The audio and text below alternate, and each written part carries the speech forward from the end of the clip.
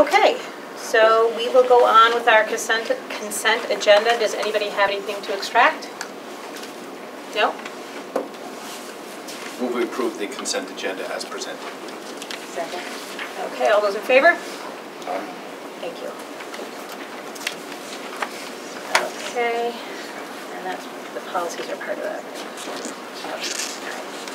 So, the Amity Shared Services update.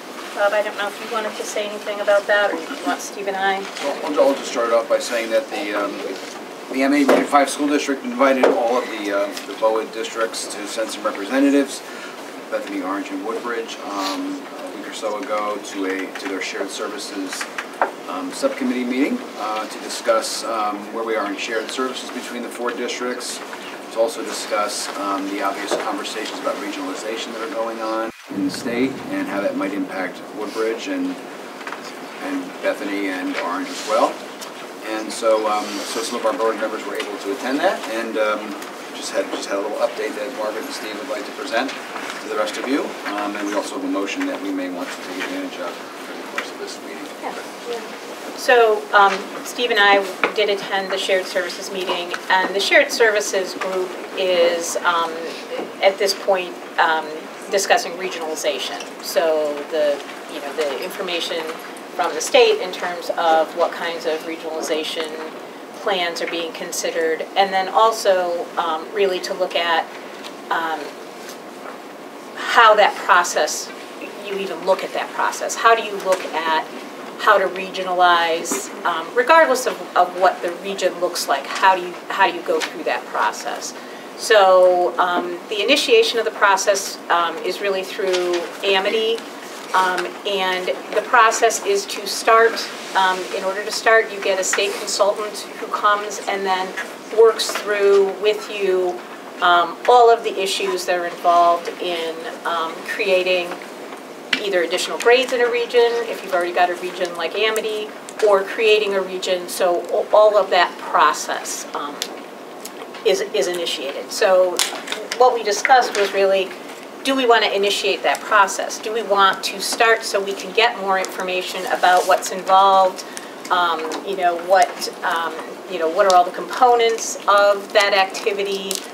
It doesn't commit anybody to saying, yes, if it turns out, we've already agreed to become regional. None of that. It's really to go through the process, to get additional information, and to find out what are all the components of this process. Yeah, I mean, I think that there's been a lot of discussion at the state level. There are multiple pieces of legislation that have been introduced about mandating regionalization for districts of small sizes, which would include Woodbridge in that process. The goal of the meeting was a regular meeting that we usually have that talks about some of the shared services, but I think what we all walked away from that meeting was that we don't really know what would be involved with the regionalization process in Woodbridge. If we were to say we would go K to 12, what that would look like, how that would even move forward. So I think there was consensus among all the districts around the table to say, moving forward with a study to get information about what that would be involved, what it would look like, so that when or if we decide to do anything, we actually have information about what it would look like, what the savings would be, what the cost would be, and whether it would be feasible or not. So I think Margaret and I think everyone around the table felt strongly that we can't really make an educated decision about what it would look like if we don't have actual data. And so bringing in a consultant through the state to look at what would be involved in that process is kind of what we sort of think is the right thing to do next. Again, as Margaret said, it doesn't commit us to anything. It just says we're going to get a report at the end of this process that tells us what it would look like, and then we would make a decision whether that was something that needed to be done. But I think, given that there's legislation out there and there's lots of discussion about this, I think we feel we'd rather be sort of at a point in a process where we can make an informed decision if legislation were to come down to say you have to do something about how we could do it.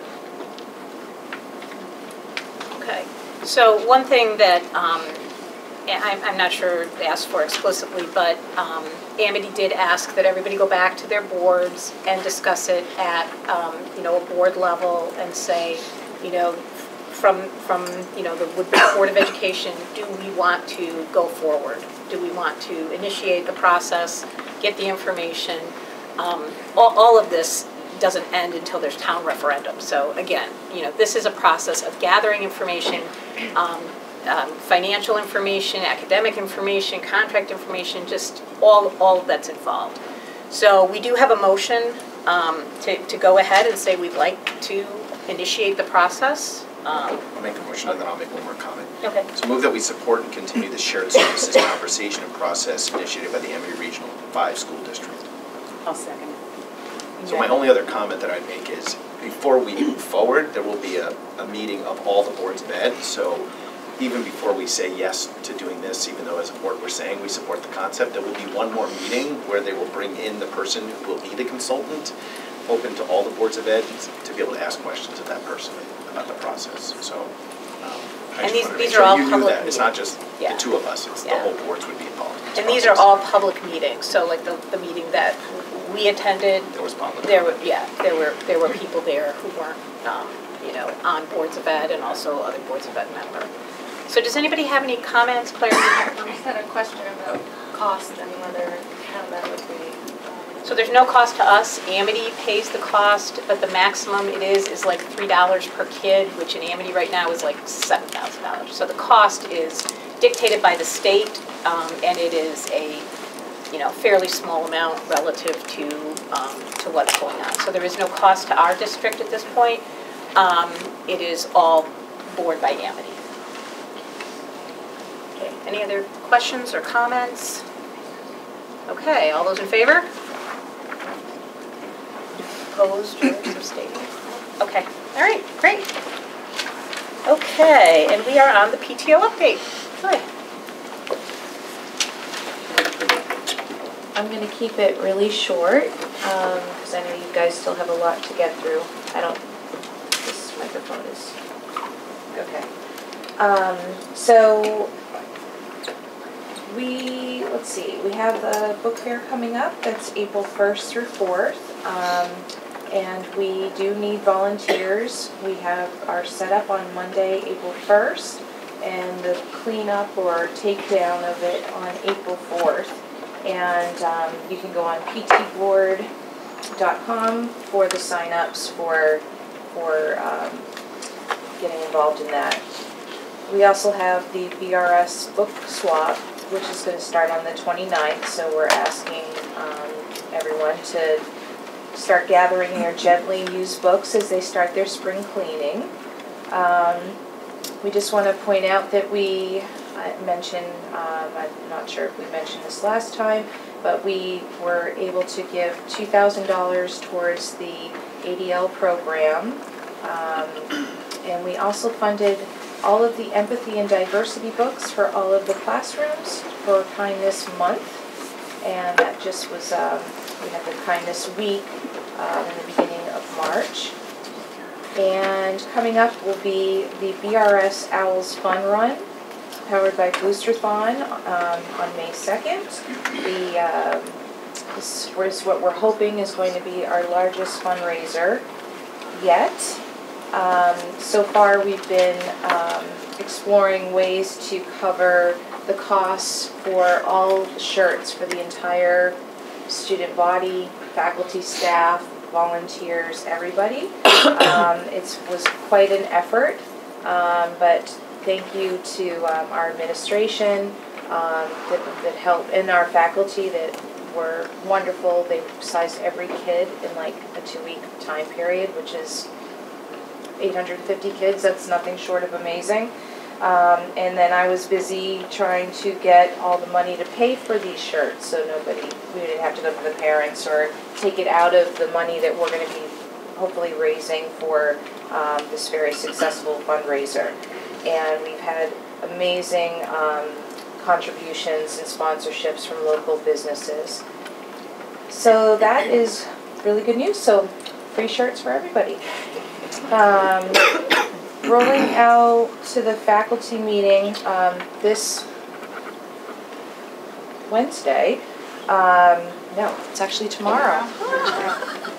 So the Boosterthon rep is coming along with me, and we're going to go to the faculty meeting and roll out the program and how it works, because it's really, you know, a multi-day program where we, you know, the emphasis on not just running the labs for the fun run, but character building exercises and pep rally and getting the kids all excited about it. So that rollout to the faculty will be tomorrow.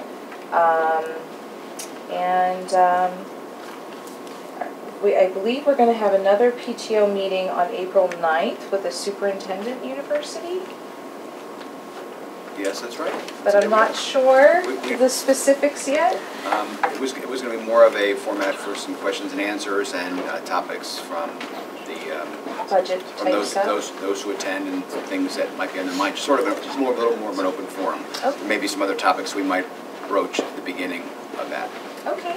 So that'll be at 6 p.m. on April 9th here. And we'll update you more with the PTO, and then Superintendent Gilbert will have an open forum for the people that show up for that meeting. Okay, thank you. Okay, thank you. Did anybody have any questions? No? Okay. Just as an FYI, the rest of the meeting, we have, you know, kind of a full agenda. Everyone is more than welcome to stay for the entire meeting.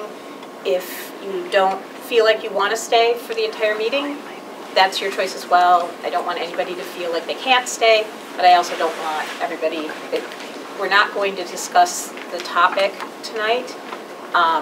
We've heard everyone's public comment, but if you're expecting a discussion by the board, it's not going to happen. So I just want to make sure everybody's clear on that. Okay? All right. We are on. We're going to discuss it later, not here. Right. The board will be. Right. As. So we'll just take like 2 minutes for everybody. Shane, do you want to make a comment now, or you're going to stay till the end? You're welcome to make a comment now before everybody leaves. I just want to, just so people know, I mean, we have like an hour and a half still of regular agenda stuff, so I just wanted people to know we're happy. Everyone can stay till the end. But Yeah, I'll make it. Okay, if everybody wants to wait 1 minute, Shane's going to make his public comment if you want to stay for just 1 minute.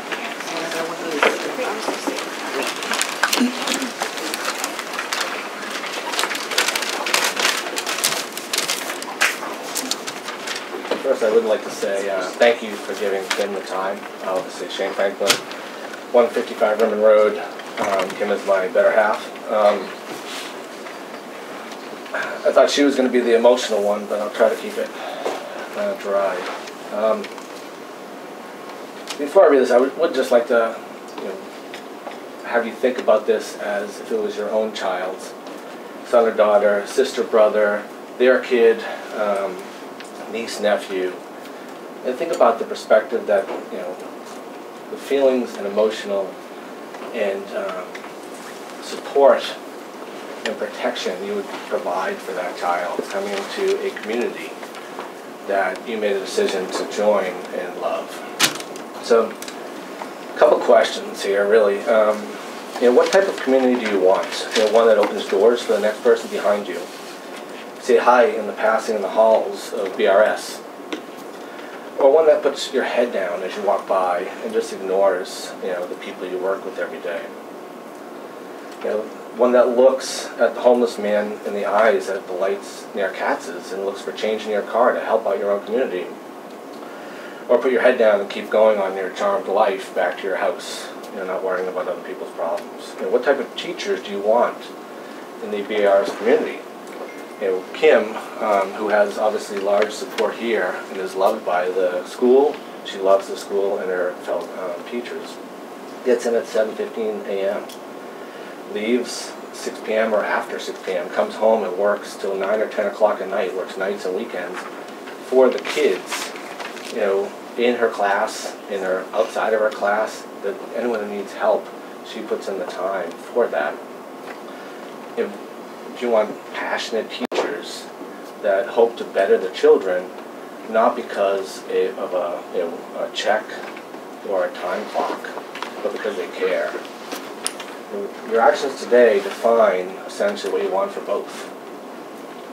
And it's not for me to prove why I deserve to be here or why I chose to be in this community. It's actually for you to prove why you deserve to be on this board and the actions you take, and you listen to the people that live here and chose to live here and actually support you being in these roles. You prove this by your actions, not by putting your head down and pretending that this is okay. By not putting your head down, as you see me and my son Lap walking through the hallways and ignoring us and pretending that the discrimination is okay. It's by looking at me and my son in our eyes as you walk by, realizing that you did everything you can to support us and every other adopted child in this community. Don't put your head down on this, and don't look away.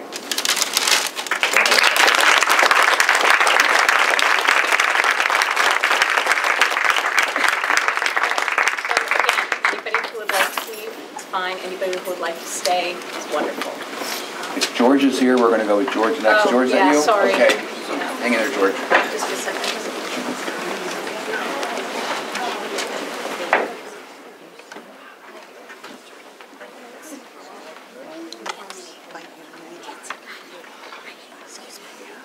I just want to make sure that you delete the name that Kim mentioned, the kid's parents, and that he was adopted. That is not okay.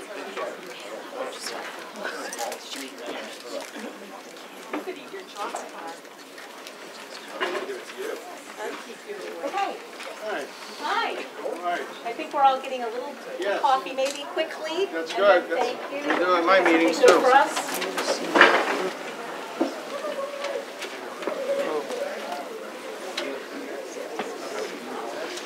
This isn't food. Yes, it is. Sure. Our head's in the way. Are you sure?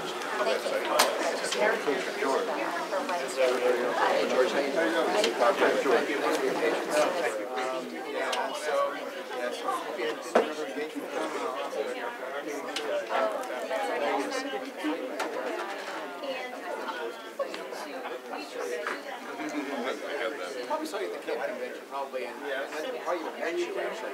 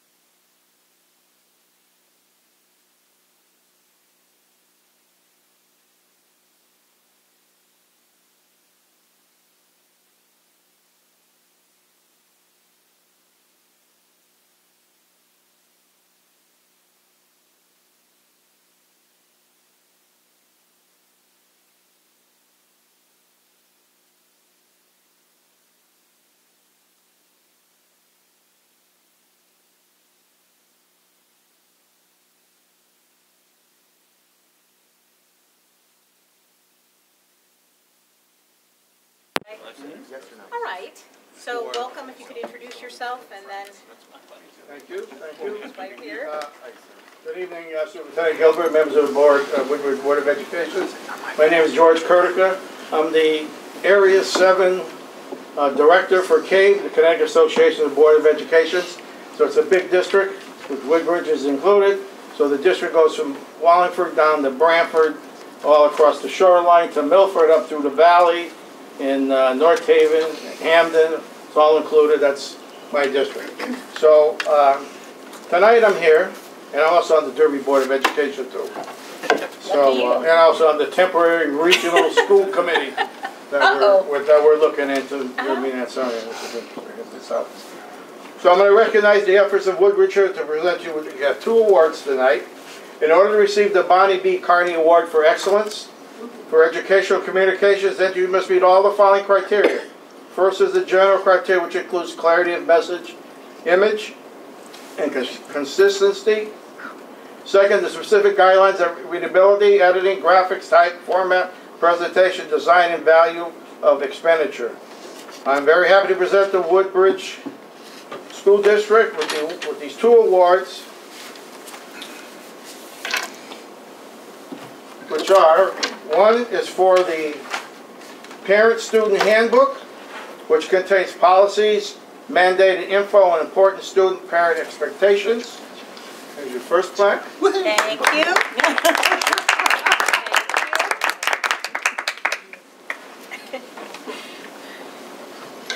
And your second plaque is for the Oscars here. Is the VRS school calendar. Informs all stakeholders of school and district events for the entire year. Yes.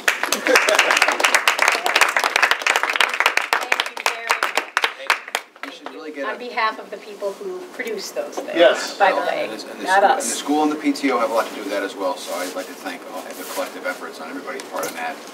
It might be nice to get a picture of George and the board chair, and whoever she'd like to have join her, and perhaps... I wore my sweater with them. You sent it to Kate, too. You and I know I'm here tonight. You and Margaret. The people up in Rocky I think Weather. Mrs. Sherman, assistant principal, should be up there as well. Yeah, There you go. See, I'll hold on because I have headshots on my shirt here. Okay. So that's And good. we have- And who's taking the picture?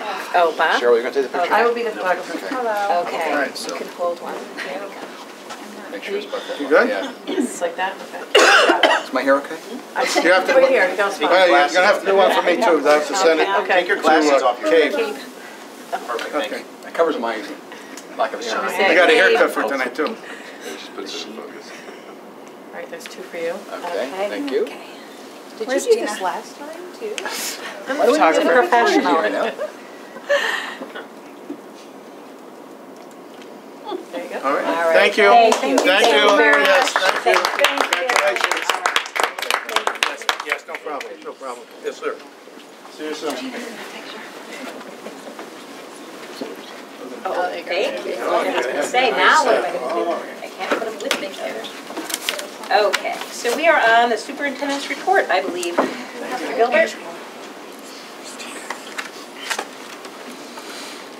I have a very brief report tonight. I'm sure you'll be glad to hear that, actually. And Mrs. Sherman, if you wouldn't mind being ready to just provide sort of a report right after mine. Just because sometimes one leads to the other. So anyway, good to see everybody here tonight. And just a couple of announcements.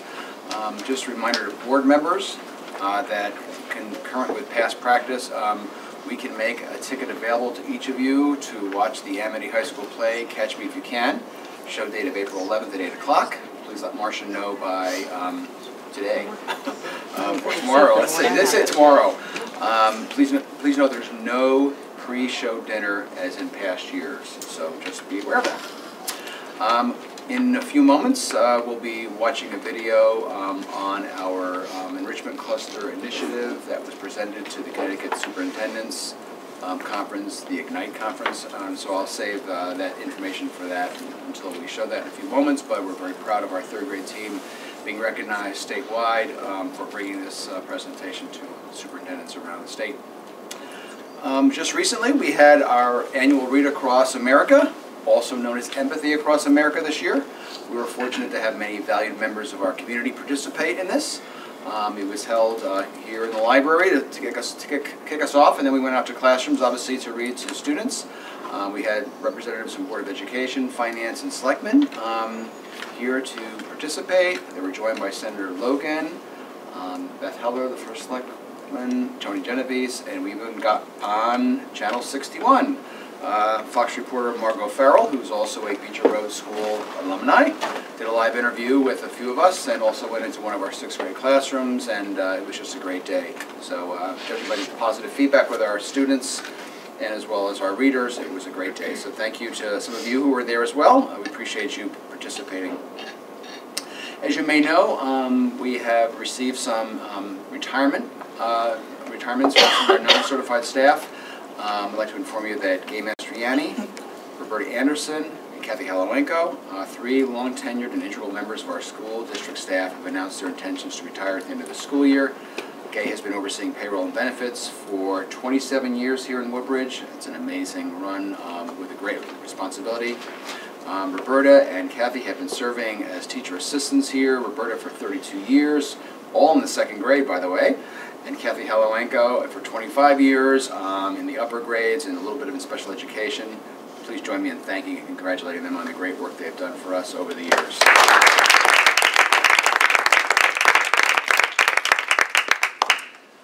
The Ad Hoc Building Committee recently met. They have completed their report and are ready to present it to the Board of Selectmen and Finance. The original dates to present were actually last week and is this Thursday, but those have been deferred, those presentations, hopefully to a date to be determined next week. We will keep board members informed about that. Budget update, as you know, this coming Thursday at 6 o'clock at Town Hall, the Board of Finance will meet, their regularly scheduled meeting. They will be acting on the Selectmen's motion to reduce the overall town budget by 3%.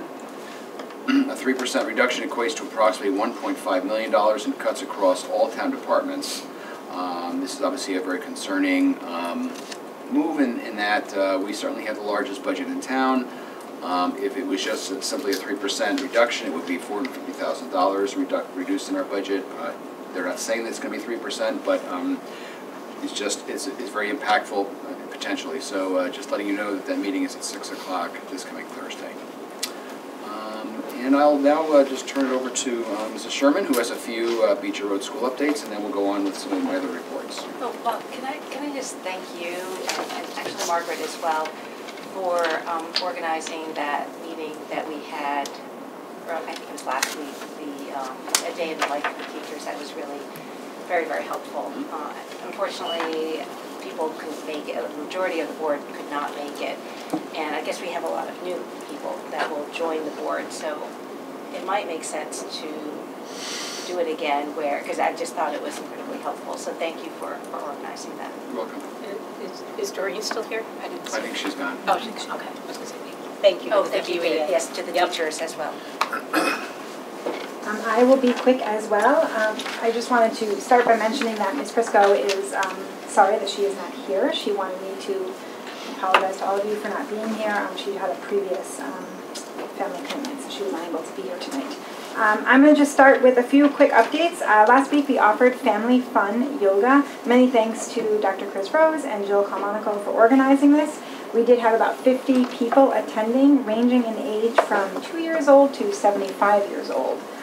So that was a good community building event.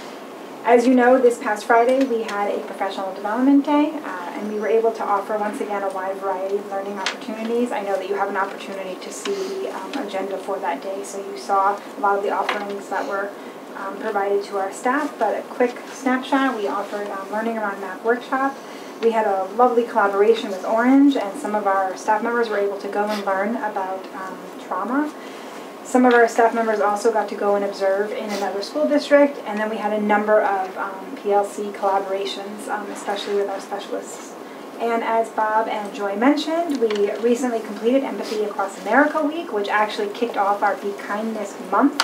As Bob mentioned, we had a number of special guests that were in attendance, and they got to read to our students.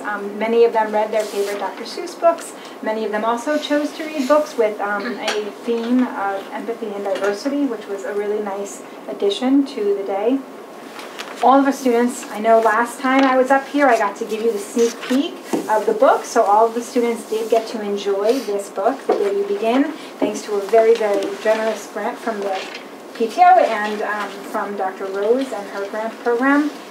Buddy classrooms also got together and they got to discuss the book and sort of themes of empathy and kindness, and they created the interlocking hands. Hopefully you saw it when you came in. It's right outside the cafeteria.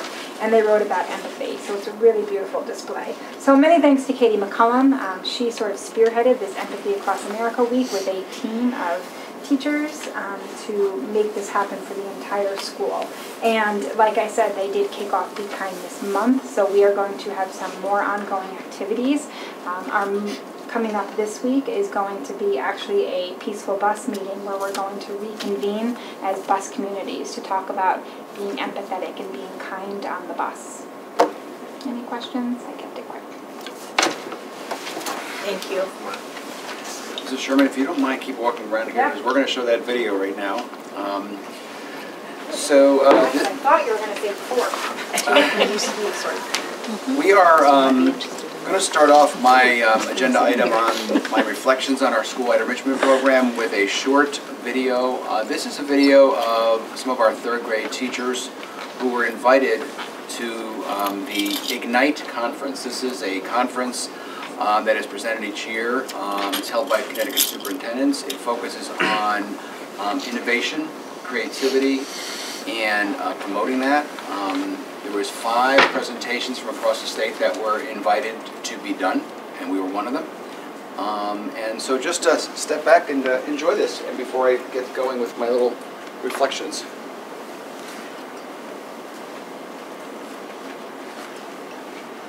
If you love what you do, you won't work a day your whole life. And those of you who know that it's true, your days are all free of struggle and strife. But the challenge is to have us in school to balance what gets my cool with stress and tests which are rife. What's needed most, we need not be coy. It's that each girl and boy needs the chance to spark joy. We're here today to talk to you about enrichment clusters at our school. I'm John, this is Amy, this is Marion. Hopefully we will spark joy in your students. So what are enrichment clusters? Here's what it looks like in our school. We devote one 45-minute period every 6 days to student-directed activities that are outside of the regular curriculum. We mix up all of our third graders from all the different classrooms and we group them by common interest.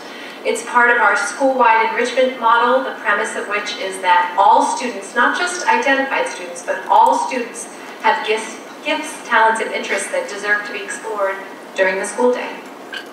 So why do enrichment clusters? The connections between student choice, student engagement, and achievement are well researched and supported. The student choice leads to greater investment in learning, and clusters are our way of building these connections. This is our process to guide our implementation of clusters. We take time to thoughtfully engage in each step. We're going to talk a little bit more about each step as we present. So I'll start by talking about our brainstorming step.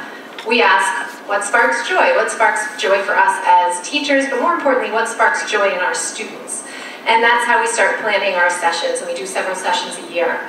And when we're planning it, we make sure to have a variety of different cluster options, and we use Gardner's Intelligences to help us make sure we're hitting different types. You'll see on the screen we have sample clusters we've done and how they match to Gardner's Intelligences, and we tacked on technological, which is not technically one of his, but something that certainly sparks joy for kids. This is an example of one of the voting sheets that we use to have the kids make their choices. The kids vote. It's important to us to try to give them one of their top 3 choices. And the choices made available typically come from student recommendations. As with much of education, collaborating among colleagues is key. Once we know what clusters students have voted for, we get to work planning on the schedule, gathering supplies, and working on the budget. We also try to bring in other faculty to help. For example, the technology teacher helped run a virtual reality field trip. And these are some pictures of clusters in action, some examples. Airplanes, nature walk, comic book creators, open art studio. You can see nobody's having fun in any of these pictures. Next, we take a break to reflect on the process. We also give ourselves a break. We talk in our PLC and we get input from the students. We measure their engagement. We find out, more importantly, what do they want to do next. We know what you're thinking. One more thing. Our why is the students. And you can see by their quotes on the screen, they're really invested and they're having a wonderful time doing it. So here's the how. You have a secret weapon in your school buildings. Your teachers would love the opportunity to bring innovation and creativity back into the classroom. They would love to share their interests, like our colleague here shares his interest. And they would love to spark joy in others. Tips to get started. We started very small. We did a 4-week session. We do something we like. We partnered up and we asked other staff in the building. They have many hidden talents that we didn't know about. Our next steps, we, during the reflection phase, picked these things to try to help us step up. We really want to include the kids in their learning and what they're interested in.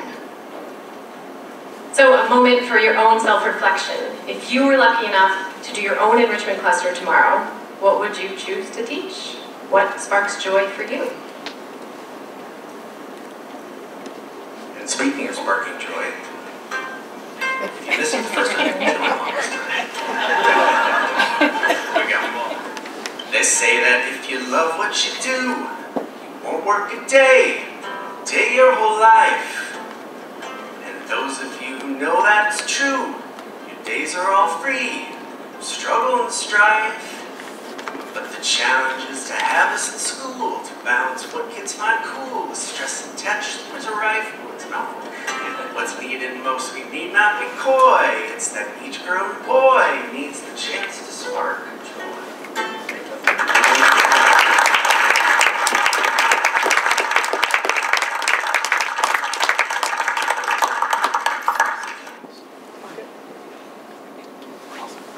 Okay, we're going to sing that song at the end of the board meeting tonight.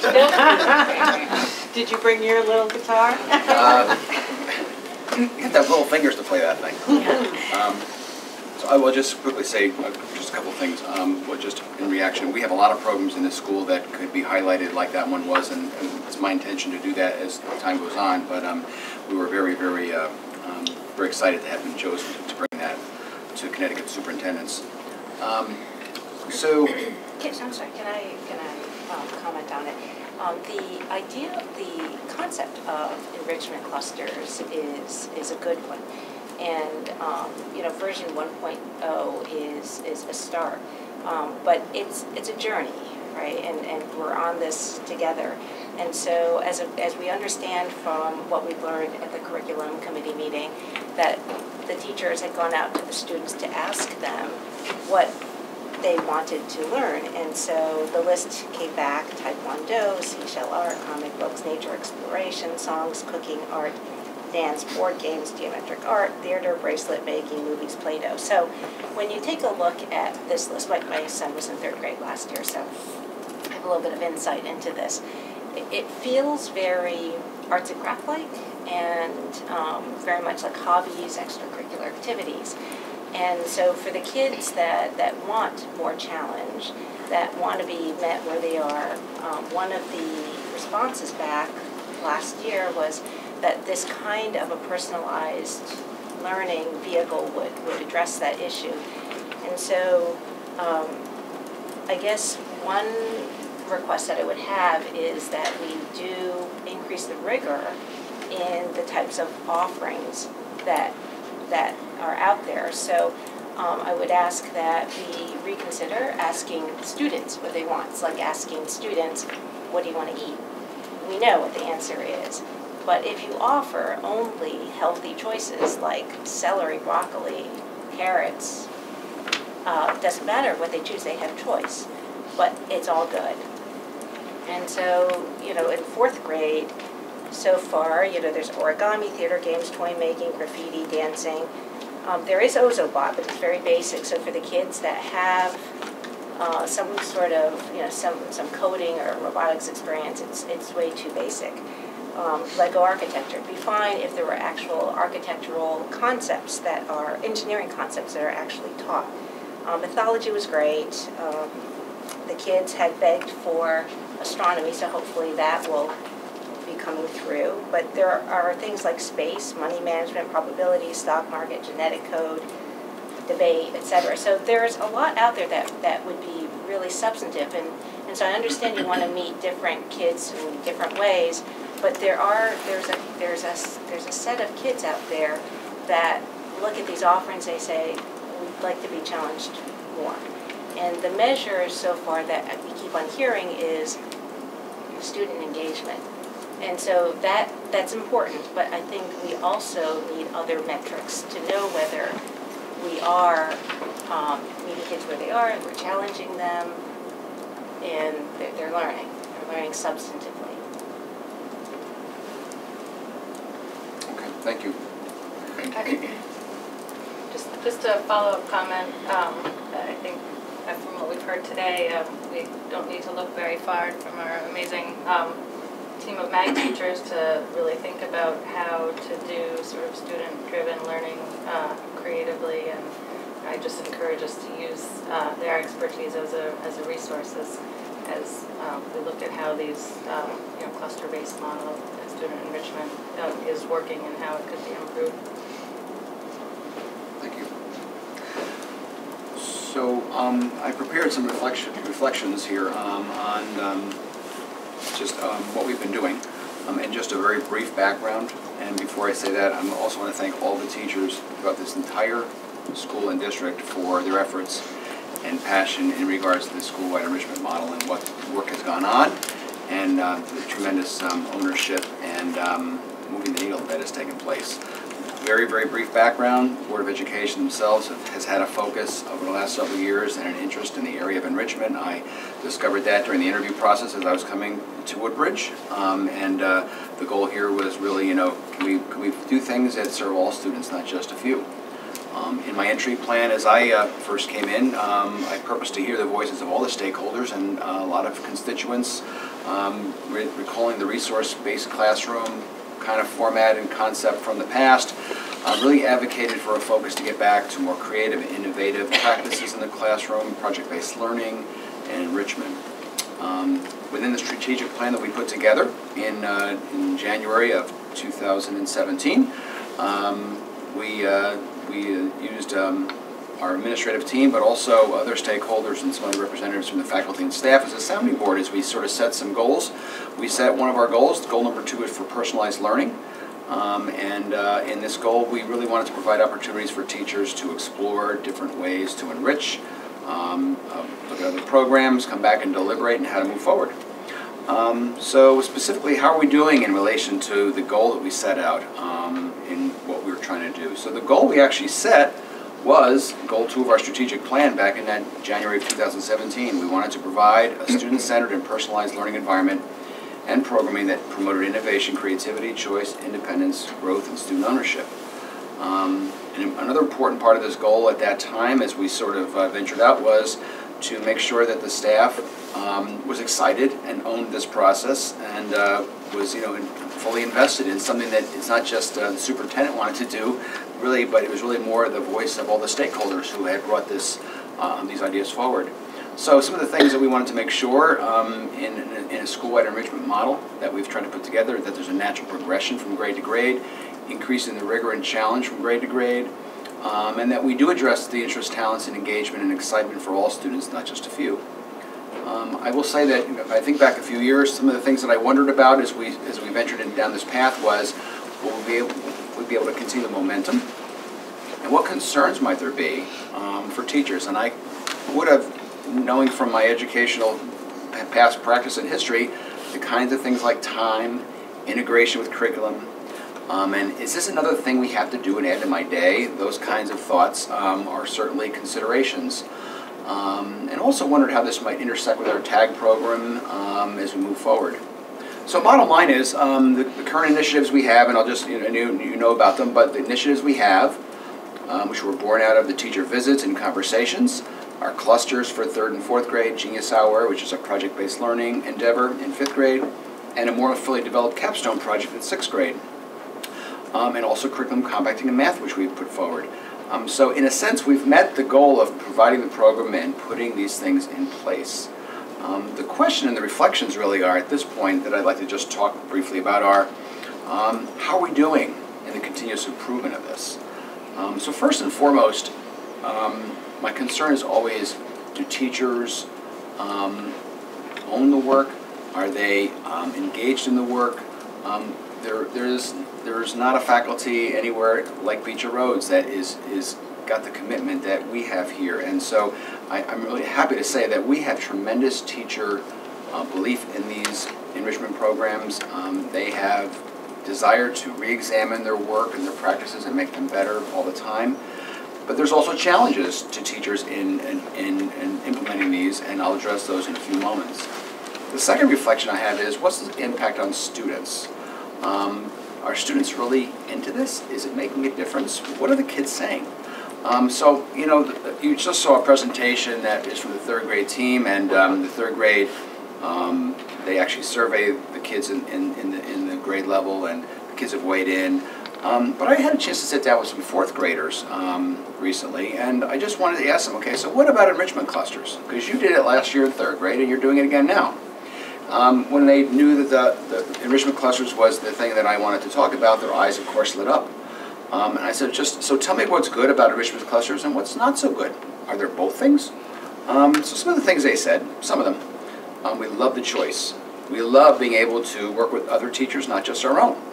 We like trying new things, and it makes me really look forward to school. So what was not so good? Well, it only happens once every 6 days. We want to do this more often. And then I talked to them a little bit about, okay, so you did this in 3rd grade, and now you're in 4th grade. So what's different about this in 4th grade than it was in 3rd? So the thoughts around the table were different topics. It seems like it's now more in depth, and we're being more productive in the kinds of things that we're doing. So that's from the mouths of the students who experienced it in 3rd grade and are now moving on to 4th grade. And so I believe we're addressing, and we're continuing to look at how do we move that in a more developmentally appropriate way for each grade level as they're older and more able. In Genius Hour, talking to 5th grade students, kids are really, really excited about having total choice in deciding the topics that they like to learn about.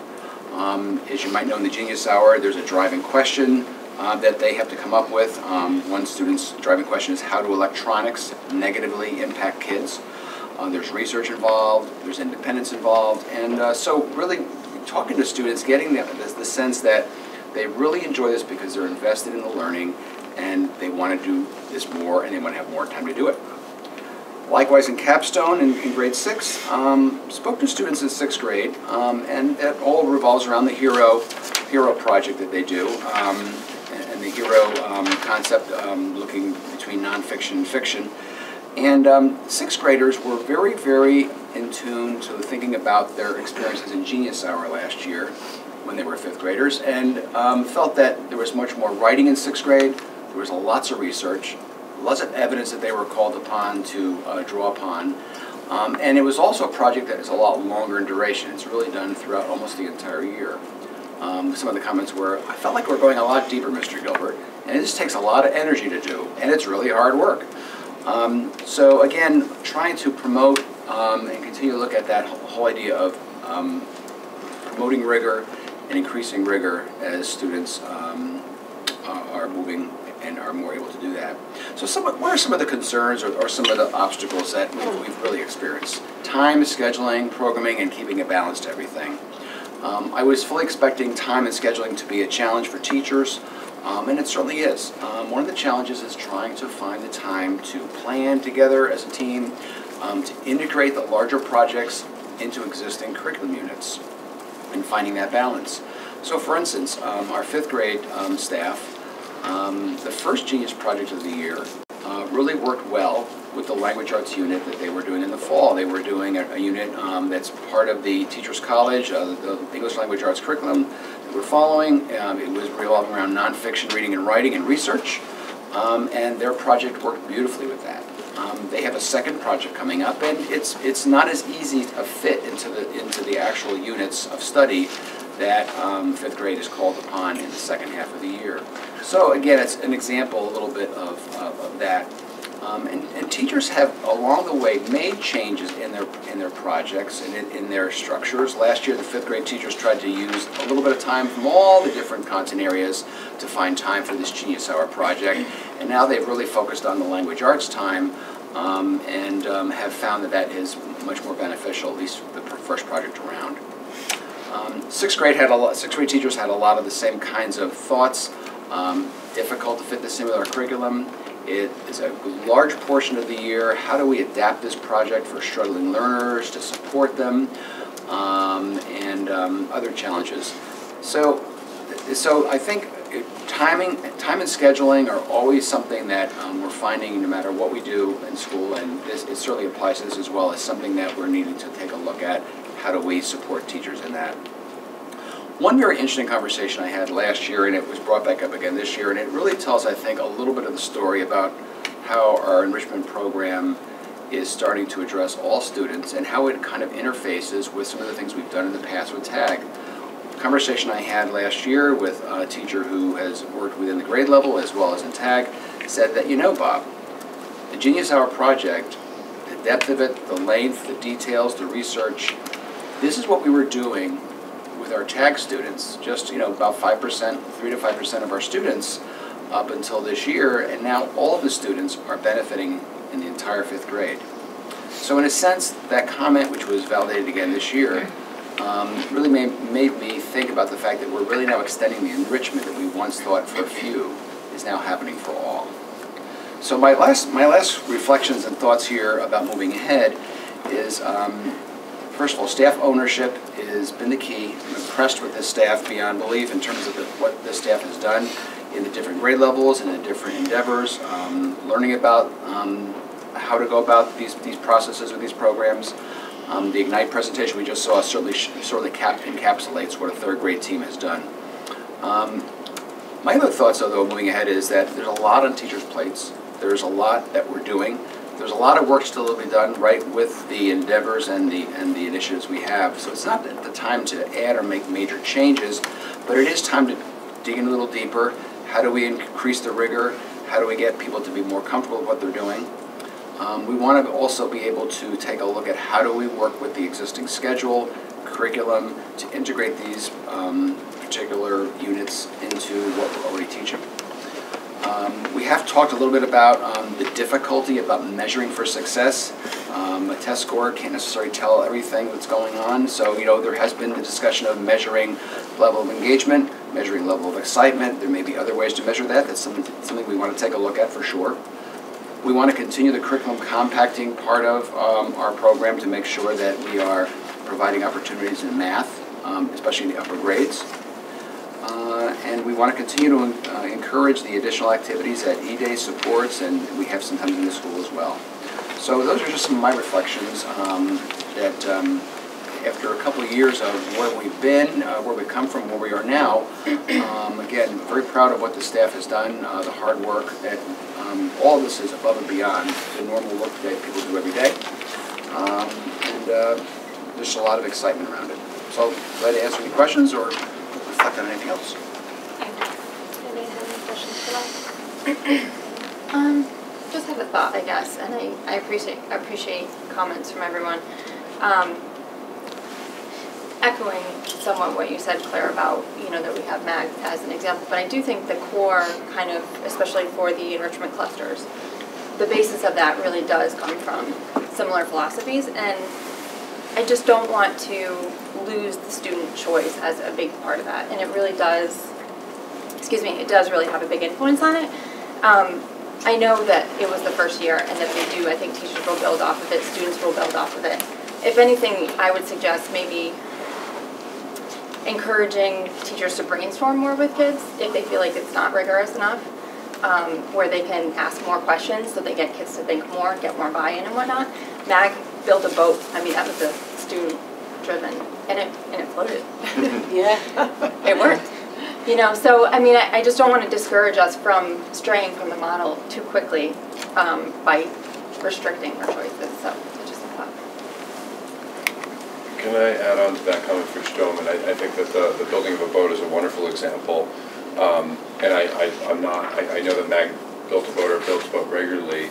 A wonderful way to really extend the depth of such a project like that, which might be viewed by some as you know, carpentry or you know, a project of you know, building materials and craftsmanship, but to extend it to discuss why a boat floats, and to maybe examine exactly why that particular boat that they built floats, and you know, maybe picking up on all three of those comments that I'm less concerned with the artistic or arts and crafts nature, or you know, what the actual project is about, but how it's being enhanced and developed to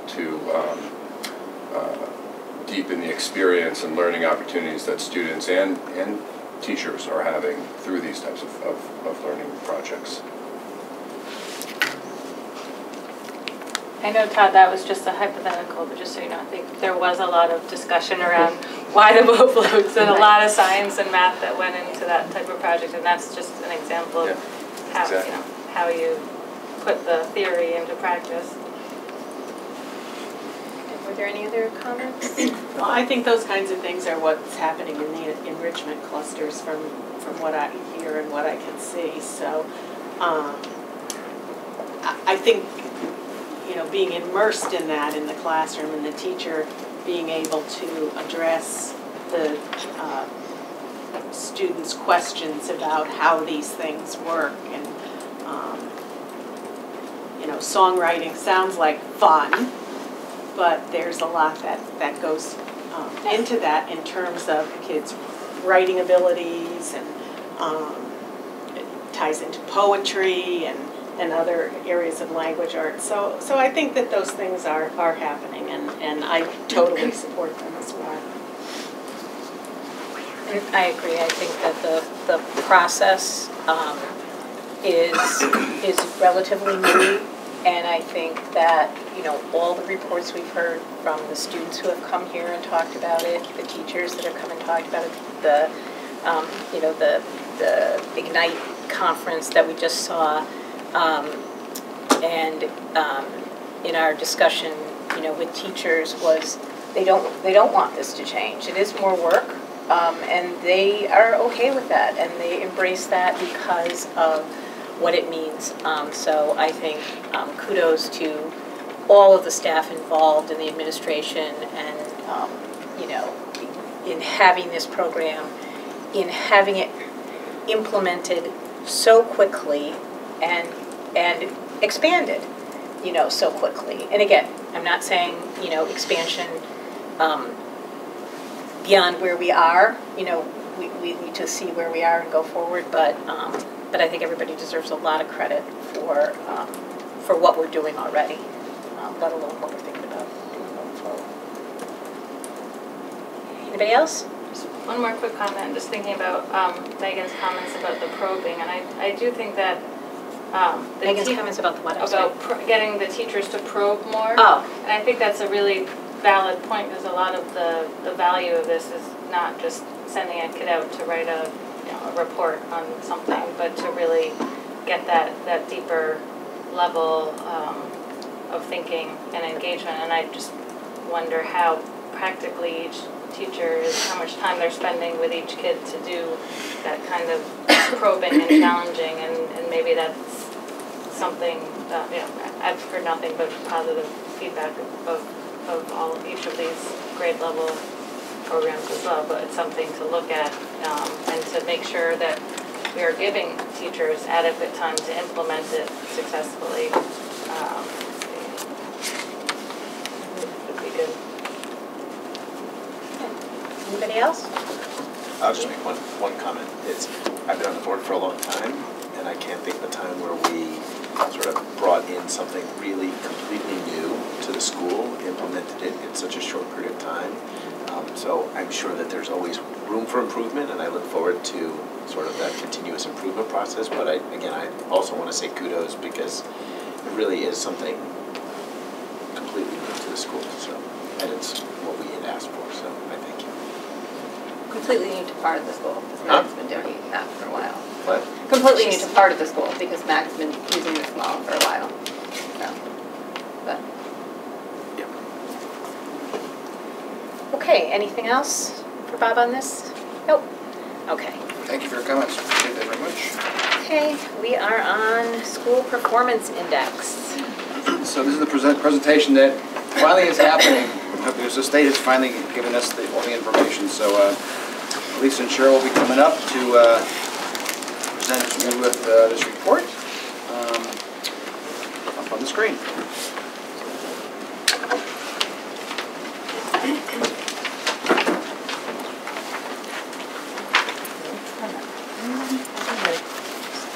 So the first thing I'd like to do is thank you for this opportunity to talk to you today. Mrs. Sherman and I will be sharing the Next Generation Accountability Report, and it was just released a few weeks ago, so we're still digesting, delving into it deeper. Each time we look at it, we see something new, and we'd be happy to answer any questions that you may have at the end of our presentation.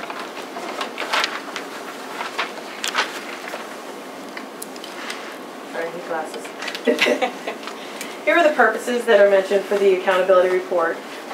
Every single school district in the state receives a framework for the accountability, and it should be noted as we go through here, Science was a pilot program, and so there's going to be no data in that for this school year. The report that we share is based on last year's data. So if it's a fifth graders that we're looking at, that's our current sixth grade students. And this is a tool that we use to reflect and look for areas of improvement for ourselves and for our whole school. To be honest, moving forward, as we share this data, we are not completely satisfied with our level of growth, and we acknowledge that we have more work to do, and we want greater growth for all of our students. So the accountability report does measure 12 indicators. The indicators that are in red are applicable only to the high school level. So the indicators that are in black are the ones that are applicable to our level at the elementary school. Indicator 1 and 2 are tied to our Smarter Balanced assessment, and more specifically, they are tied directly to the achievement. Indicator 2 is also tied to the Smarter Balanced assessment, but it's tied more to how students grow over time. Indicator 3, also tied to our Smarter Balanced assessment, but only on our participation rate. 4 is about chronic absenteeism, and it's just important to note that in order for a child to be considered chronically absent, they have to be absent 10% of the school year, and we'll be talking more about that in a later slide. And the last indicator, indicator 11, is physical fitness, and that is for students who are in grades 4 and 6. So there's a lot of information on this slide. I know it's hard to see on the screen, but you have it in front of you to look at. Just to walk you through it a minute, this is the state data. So this is sort of a high-level summary of the average of all the districts in the state for all 12 indicators on the accountability report. As I just previously mentioned, many of the indicators don't apply to us at the elementary level, so indicators 5 through 10 are not applicable to our school.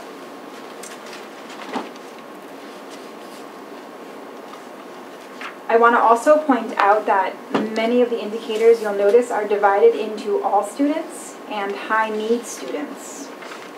High need students, as a reminder, include students who receive free and reduced lunch, students who receive special education services, and students who are English language learners. So you'll notice that there is an index rate that is assigned. That is the very first column in white there, that is assigned. A target number is assigned, and the points earned toward that target, and the maximum number of points that you can earn. And the last column is the total percentage of confirmed.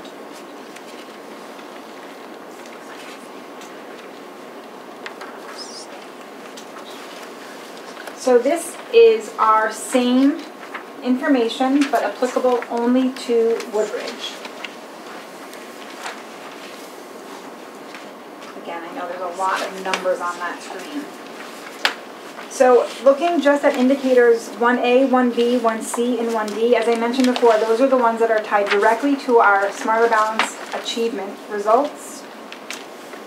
Our numbers from last year to this year did go down slightly. The greatest decrease was 1.3, with the smallest decrease being 0.2. Indicators 2A through 2D, again tied to our Smarter Balance results, but more about the growth of students over time. Our overall growth, 3 out of the 4 of those areas did increase, with our largest increase being 8.1. And only one area, indicator 2C, decreased slightly, which is the math academic growth for all students. Our chronic absenteeism, indicator 4A, for all students, and our chronic absenteeism for our high needs students also increased. We'll address that more in future slides. And our physical fitness increased from last year to this year. Overall, our accountability index rate had a slight increase from last year to this year. Last year we were at 77 and 9/10.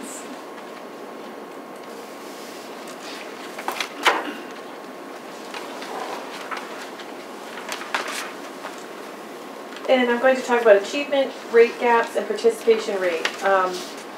There's a working definition of the district school is identified as having an achievement gap if the size is substantially different from the average statewide gap. So we're going to be talking about that. So just want to make sure everyone had an understanding of that, and we'll get into greater detail. And the second part is participation rate, is that we're supposed to have a participation rate of 95% in all areas.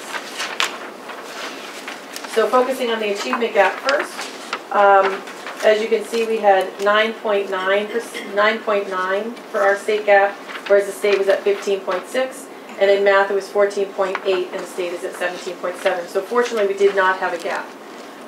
You'll see that last year. What's that? We did last year in science last year. And this year we don't have the science scores because it was just a pilot. Next year we'll have that information. As you can see, the math is higher than we'd probably like it to be, so that's an area that we're focusing on, and also it's a target for us. We have a higher number of students with greater needs and intense needs right now, so that does have an impact on things.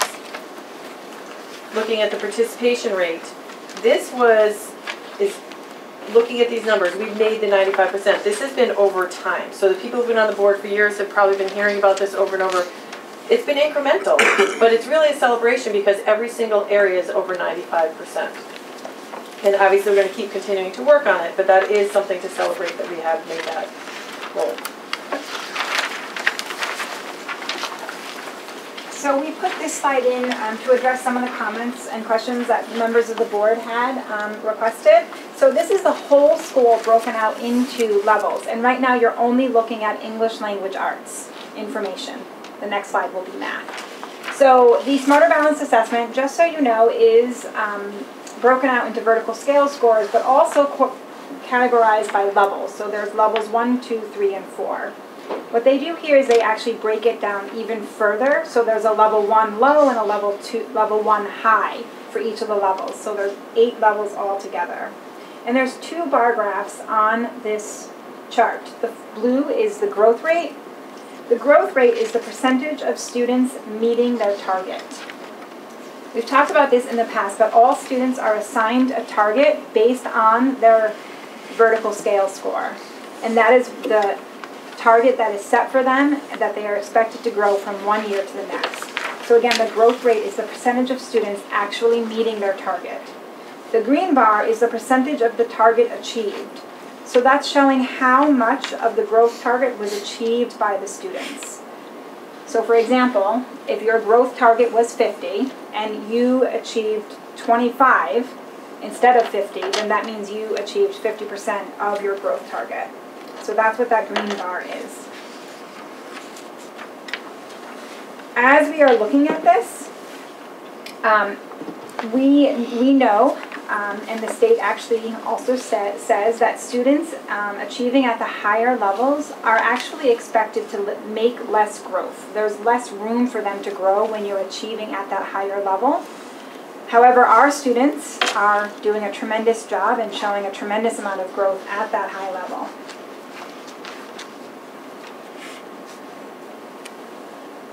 Can you just say that again for me? So the growth rate is just what percentage they grew by? So the growth rate is the percentage of the students meeting their target. Percentage of the students meeting their target. That's the blue bar. And the target is? Target is dependent upon each child's scale score. So you'll have, every kid is given a scale score, right, when they get their results. And then within that scale score, they're given a target of what they are expected to grow to move up. So the blue line you would expect could be different, but the green line, if you're getting the same percentage growth rate of each child, you would expect it to be a little more. Even as that. Well, I think we want all of the. I think we want all of our children to meet their target. I mean, obviously we want that. We want the blue line to increase because that shows that more of our students are meeting their target. So like in level 1, the first one, we've got like 45% maybe or 43% of our kids meeting their growth targets. Mm-hmm. Okay, and then the green line is showing closer to like 75% or something. Right. And that's, what is that? So that's how close they are to getting their growth rate. Right. So the blue line is how many people surpass their growth rate. The green line is what percentage the average kid is of their expected growth rate. Mm-hmm. So if you're expected to grow 80% and only, let's say, on level 7, only 42% met 80, then you take all those people and you average their growth rate, and it says that 65% of the 80, mm-hmm. they got to 65%, so they're close. Makes your head hurt, doesn't it? This is that same information, but for mathematics. And again, you'll notice that our students at the highest level are showing tremendous growth. We know that we need to look closely at those students at level 2 and 3. Those are students that we know that we have to look more closely at. But doesn't this graph sort of suggest, I mean, I would say it suggests that we are looking very closely at the bottom, and there's work being done at the top, but we have this middle group mm-hmm. that seems to be languishing. That's our level 2 and our level 3 group. I would say if you go level 5, 6, and 7, right? Oh, sorry, I'm bunching them together. Yes, Right. So we're saying the same thing. Right, level, yeah. Oh, I see. I'm saying overall level 2, which starts on this graph with number 3. Yep. Sorry. So level 3, 4, 5, and 6, I think, is the area where we really need to dig in on both ELA and math. But it is kind of consistent with what I think if you were to ask people what happens is we have a lot of resources for the bottom performing students and special services, and then we have higher performing kids that probably do a lot of stuff outside of school, not just in school. And there's that middle group that just doesn't maybe necessarily get the same level of resources.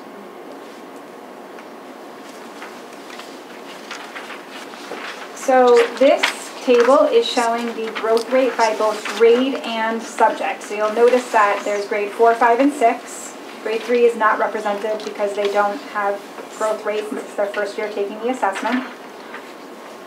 You'll notice the vertical scale score, which is what we keep referring to, from 2016 to 2017, across all grades and across all content areas, there is gain, there is growth.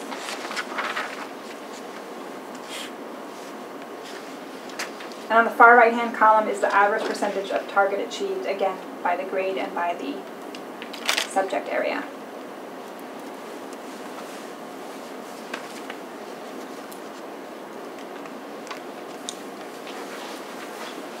Okay, so the next section talks about area of focus. This is when the information came from the accountability last year, there were areas of focus to really put our focus on. So the chronic absenteeism, although it has increased, what we have done to work on this is, in the past, they sent out monthly letters to students who were tardy, absent, leaving early. This year, which was added, there are monthly phone calls being made by the school social worker. If it's to a high enough level, there might be a team meeting with administrators. And in some cases, if it was a high enough level, there might be a planning and placement team meeting called to address to make sure there's not an underlying learning disability or something else going on. I know I'm supposed to wait till the end.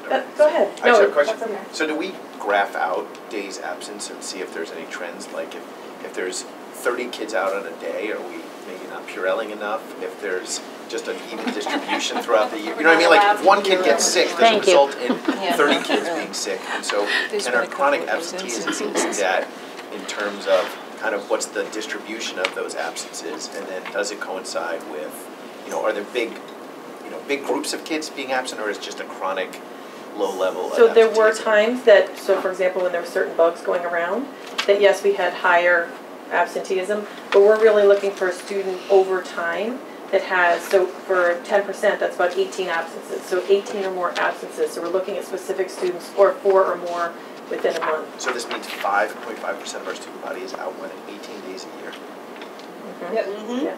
So a piece that happens, we do have a lot of people who travel, and people who travel to see family, and it might be 3 or 4 weeks if they go at a time. And so, if they're going overseas, that's something that we cannot change with our phone calls, but that is a higher number. But we do, as Cheryl mentioned, we are running attendance reports monthly to track how we're doing and which students are absent, and those are the students that are, those are the families that are receiving letters and follow-up phone calls. So this is based on last year, so starting this year is when we started with the social worker, doing the monthly calls and really tracking and calling a lot of meetings with administrators. And the next part was Cheryl, can I ask about like early dismissal or coming in late? Is that factored in on? We are looking at that. This is. I think this is just strictly absent. Okay. We're looking at it though because it impacts how their performance is. If you're missing a portion of the day, it does impact students. Right. And it doesn't matter if it's excused or unexcused. It's absent. Is there any sort of discussion, just the general trend at the state and overall at the district, with the exception of our alt, has been increasing chronic absenteeism? Mm-hmm. Yeah, we dipped and then we went back up again. In regard to the participation rate, I just talked about that previously, but that is an area to celebrate because if you look at high need students for the district, we've gone from 91.1 to 95.7, and all of them are above 95%, so that's really exciting. That's great. And area focus and physical fitness, really an area to celebrate. The PE and health teachers have placed an emphasis on the components that the students track their own progress, and it's really paid off. They've gone from 59.7 to 75.3. That is a large jump to have in a year. They have the 18. So this is a slight change from years past. The classification is not different, but the way that they are classifying schools is now a little bit different. In the past, we were assigned quartiles. We are now assigned to our categories based on our accountability index. So it's also really important for me to mention at this point, we keep hammering home the participation rate because one of the things that will drop us down a category is if our participation rate or if we have an achievement gap, that will drop us down a category automatically. We are currently a category 2 school based on our accountability index, but as I mentioned, that could change if we have an achievement gap or a participation rate less than 95%. So we were a category school 2 last year, and the year before, and we're still a category 2 school. So at the top of this slide, there are some successes, and at the bottom there are some focus areas, and there's one right in the middle, and that was actually done deliberately. The successes that we see, as we pointed out on that earlier slide, the average vertical scale scores are increasing. We're moving in the right direction. Our participation rate, as Cheryl said, is worth celebrating because we are hitting our 95% mark. And as Cheryl also mentioned, our physical education fitness rate was another area of success for us. The growth rate of our students, while we are pleased with the fact that our students' vertical scale scores are increasing, we do recognize that there is work to be done in some of our areas, especially in our math and non-high needs. And as you pointed out, chronic absenteeism is something that we are going to continue to sort of look at. We have already put some steps in place this year that we will continue, and we'll see if that makes a difference. And we also want to continue to maintain our participation rate.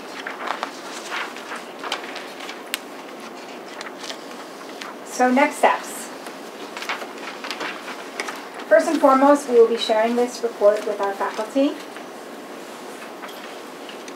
We are going to continue to use some of our resources, both at the state and the national level, to increase our participation rate. We're going to continue to make parent phone calls for parents who opt their children out, to sort of have conversations about the value and the importance of these assessments. We've also changed our SRBI process, so thinking about those students that are landing at level 2 and 3, one of the things that we are doing in our new SRBI process is that we're tracking the data and we're changing the way that we are implementing our interventions. One of the things that we have changed this year specifically is that the goals that we are writing for our students who are in our intervention process is they're far more specific and they're far more measurable. So we're really able to talk to student growth and progress at a very specific curriculum level, which has been very helpful, I think, for the team to do.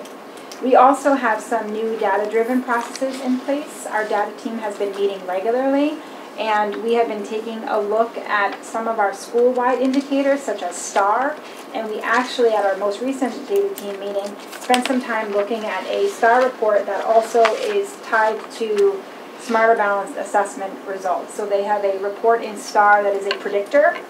So we are able to sort of look at that and dig into those kids that we are recognizing as might needing a little bit more of a boost and a little bit more support to determine if they're already receiving support, if they need to receive support, if we need to check in with the classroom teacher. So that work has been ongoing. And we also have been implementing, in terms of our curriculum, we've been implementing some more interim assessment blocks, which are essentially shorter practice Smarter Balanced assessments, and they're targeted to specific standards. So sometimes teachers are administering this whole interim assessment block as a way to sort of gather data on how their students are doing and how their teaching and their curriculum is going. And then sometimes we give students exposure to an assessment so that they can see the tools and the structures and the systems that are in place that they will encounter once they take the Smarter Balanced assessment. So we've been doing some more of those on both the language arts and the math side. Those are the sorry. Go ahead. Those are the SBAC prep tests. So they're called they're called interim assessment blocks, IABs, but they're essentially smaller tests that are aligned to SBAC questions. They're broken out by strand. So the SBAC is everything in a curriculum, whereas an interim assessment block will just be on fractions, or it will just be on informational writing. So it'll be a little bit more targeted. So sometimes we just show them to the students so that they can see, and we might do a few questions together so we can talk through how to answer and talk through any problems that they might encounter or questions that they may have. And sometimes we give it to the students to actually practice and go through the whole entire thing so that we can get some data off of it to see how they did and how we need to adjust our own instruction.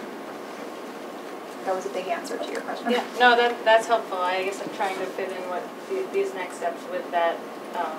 I didn't actually list that there. Right. Sorry. That was something we thought of after. That was something we thought of after the presentation. It's sort of we were doing some of them last year, but this year we're doing a few more, and we're sort of looking at them a little bit differently. How many practice tests are students taking? It depends on the grade level. They're doing I want to say they're doing one full one in English language arts all the way through, and then they're experiencing or getting exposure to, I think, 2 more. And in math, I think that they're doing 2 full ones, and then they're getting exposure to 2 others. I might be a little bit off on those numbers, but. About 8 additional practice tests that are new this year that. Yeah, they did some last year. Last year I think that they did, I think last year they did 1 and 1 full out in language arts and math, and then they had exposure to a couple of others. So it is a little bit more this year. But when I say exposure, I mean sometimes that looks like the teacher logging in and showing the students the questions and spending 15, 20 minutes going through a couple of questions, and then that's it. So sometimes it's as simple as that. Sometimes it's the kids logging in and trying a couple of questions, and then logging out again and not finishing it at all. So it looks differently, but it's giving them more opportunities to sort of interact with the kinds of questions that they'll see, and how they will see it on the iPad screen too. To become familiar with the tools that are actually there, right. So we want to be able to give them the ability to show their success and to show what they know. Mm-hmm. How long of each of those interim assessments, if you actually did one, how long would you say they are? I know it's untimed. Right, it's untimed. It depends on the child. What I'm hearing from teachers is that when they do them start to finish, they're usually 1 class period. And if anybody is taking longer than 1 class period, what we have been telling teachers is you don't have to continue. You can, that's information enough, then you don't have to continue, you can stop. So it's usually about 1 class period if they're doing it start to finish. Go ahead. So this may not be the place to have that discussion in depth, but I would love us to hear a little more about that, because it seems to be in response to the lower SBAC scores and an attempt to make sure we're addressing that, which obviously we want to look at paths to greater achievement on SBAC, but we also want to be careful that we're not crowding out teacher time with just test prep. Mm-hmm. That's something I think Beecher has prided itself on in general, is not being teach the test school. And I'm not saying that's where we're going, but I'd just love to hear more about it and make sure that we are striking that right balance. And I don't know if you've gotten feedback from teachers on how to, implementing these tests throughout the year intersect with other curriculum. And we want to teach the substance, but we also want teachers to have the flexibility to do it in their normal curricular way, or the way So is what you said right now? They do 3 in a year, where they actually they go in and they actually do start to finish. They do 1 in English language and 1 and 2 in math. You said where they go start to finish. I think that's it, but I might be a little bit off on so like 3 hours a year doing that, and then and also if you're okay, I just was trying to get a sense of. And it might be different by grade level. Like I want to say that in 6th grade they might be doing an additional one because their standards are a little bit more in depth and deeper. So don't quote me on exactly those numbers. But I know that the message has been that we want to give the students, as Bob said, an exposure.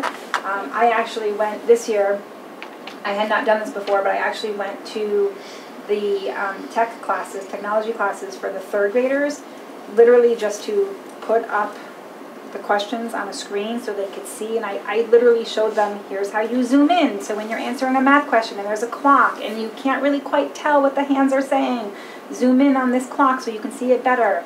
Here's how you highlight, here's how you click a multiple choice question and strike through. So it was really more about me showing them some of those tools, which is one of the goals of the IABs too, is just so that students can raise their hand and say, I don't really understand what this question is asking, like, can we talk about this question? So it's sort of giving them the opportunity to have those conversations as well. I think the other piece is you don't want our students to be at a disadvantage because they've never seen these tools, because the technology piece is a big part of it. So if you're using a ruler that's being used on the computer, it's very different than taking out a ruler and measuring something. So having that exposure so they know what to do. Yeah, and anecdotally, I can tell you, I can tell you anecdotally that we've had kids we had a class, I think it was last year, it was a number of classes actually, there was a question, it was a 6th grade math question, and there was a table, and the students didn't know that they had to scroll through to see the entire table. So they got that question completely wrong because they didn't understand that they had to scroll. I was able to call the state, it was a big rigmarole, I had to call the State Department of Ed, and we had to reopen the test and give them the opportunity to answer that question. But if they had exposure to something like that ahead of time and they knew that this is something that you might have to do when you encounter a question like that, it was literally, they just needed to swipe a little bit. Or maybe they swiped this way, they had to swipe. And once they were given that opportunity to go back in and answer that question with that information, obviously it changed. And it wasn't a matter of measuring their content, it was a matter of just knowing how it worked on an iPad.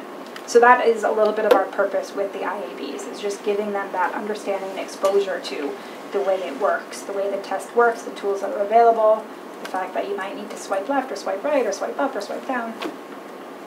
So when we're looking at SBACs, that's one of the things we look. Oh, I'm sorry. Were you going to say something? No, go ahead. It's one of the things we look at, and you mentioned STAR. Do we see a pretty steady correlation? Like, does it look like we don't know how to take SBACs, and that's part of our problem, is just making sure the kids are comfortable with the format of the test? You know, and so we score better on other things, like our own internal assessments or other, you know, kind of, you know, global assessments. I'm just curious, you know, like, are we surprised when we get these? We thought we'd do better based on our other indicators. Well, it's interesting because when we started looking at the STAR report that I just mentioned, one of the things that we noticed, there were some kids that were popping that everyone sitting around the table, you know, some of the names we were surprised by, but when we look more closely, some of those students might have gone through the test quickly. We looked at one kid who went through the STAR assessment in 6 minutes.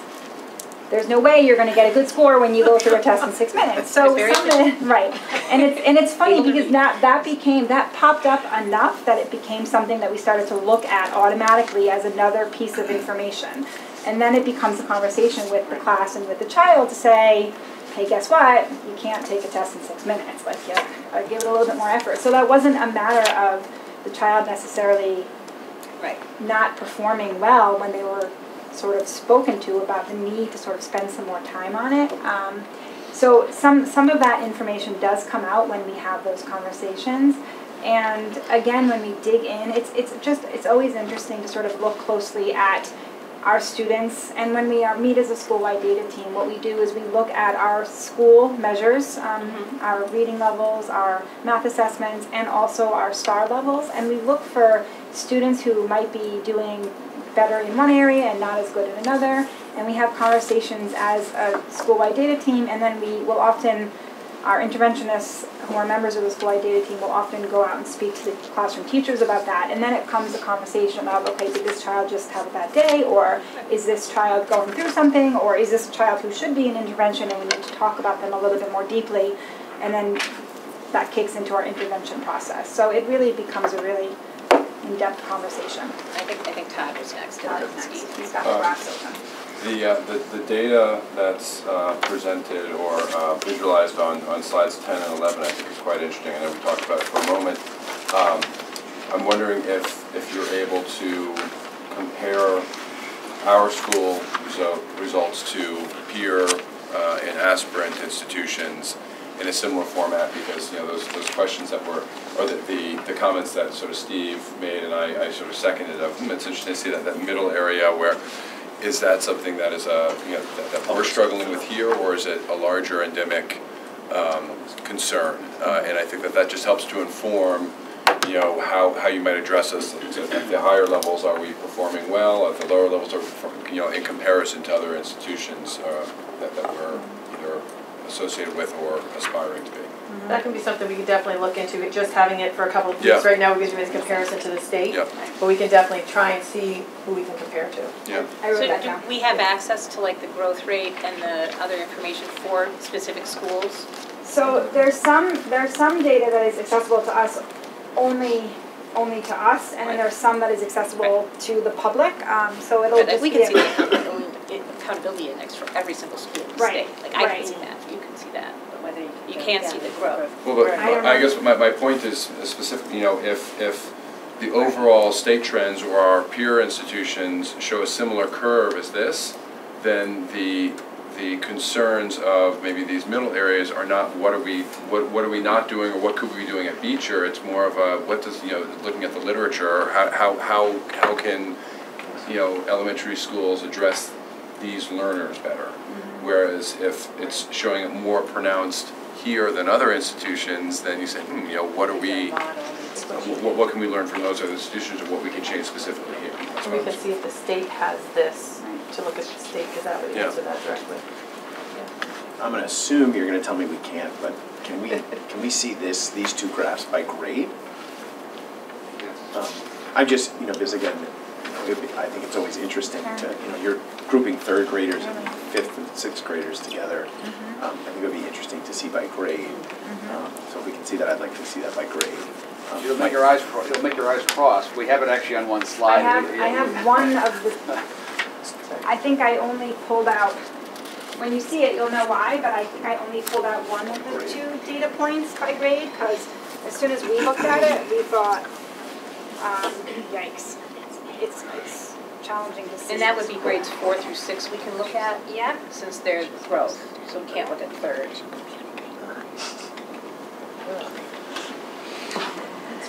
So this is English Language Arts. I don't have math, but I can certainly get that for you, and they bump it together. So here's level 1, low, level 2, low, level 3, low, level 7, low.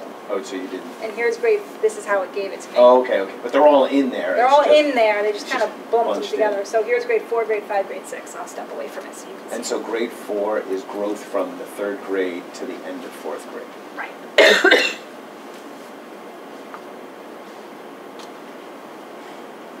I don't have the math, I'm sorry. I can certainly get that for you though.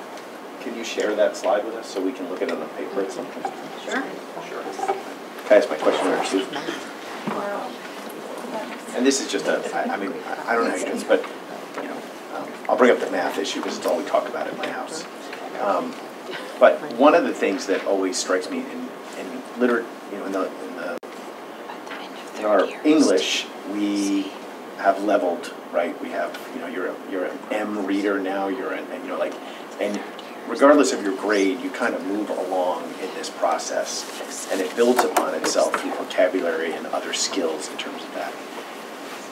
Math, it always bothers me that if a kid is in third grade and doesn't do well, they still move into fourth grade.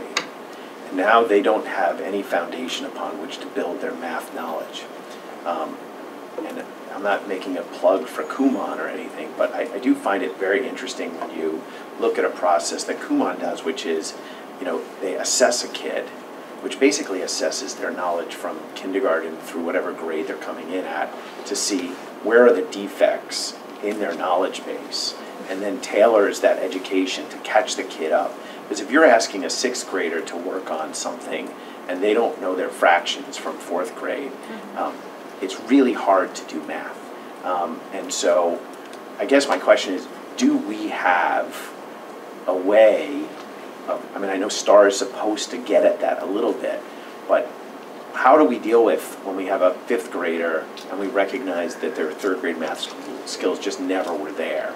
Like, so that's are we, you think, because I feel like our math scores over the time that I've been on this board has slowly kind of eroded.